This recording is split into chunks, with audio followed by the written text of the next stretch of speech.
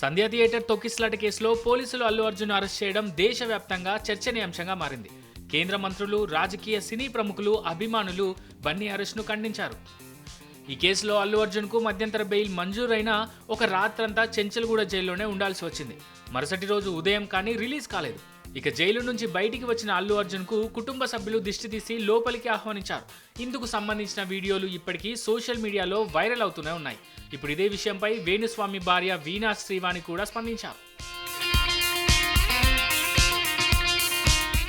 అల్లు అర్జున్కు కుటుంబ సభ్యులు దిష్టి తీస్తున్న వీడియోను సోషల్ మీడియాలో షేర్ చేసిన ఆమె, ముందే చెప్పానా గుమ్మడికాయలతో దిష్టి తీయించుకోమని, ఇప్పుడు దిష్టి తీస్తున్నారు ఫోన్లేండి అంటూ వీడియోలో చెప్పారు.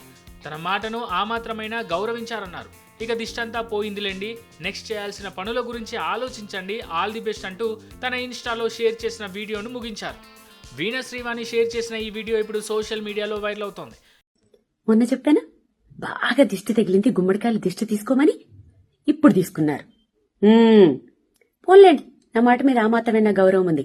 ఇక దిష్టంతా పోయిందిలేండి, ఇక నెక్స్ట్ చేయాల్సిన పనుల గురించి ఆలోచించండి. ఇక ఈ వీడియో సంగతి పక్కకు పెడితే, అంతకు ముందు కూడా పుష్ప 2 సినిమా తర్వాత అల్లు అర్జున్ నటనను ప్రశంసిస్తూ ఒక వీడియోను షేర్ చేసిన వేణుస్వామి భార్య అందులో అల్లు అర్జున్ నటనను మెచ్చుకున్నారు. ఒక 100 గుమ్మడికాయలతో దిష్టి తీసుకోండి, ఎందుకైనా మంచిది అంటూ మెన్షన్ చేశారు. ఇప్పుడు అల్లు అర్జున్ కు ఆయన ఇంటి సభ్యులు దిష్టి తీయడంతో శ్రీవాణి మరో వీడియో చేసి తన ఇన్స్టాలో షేర్ చేశారు.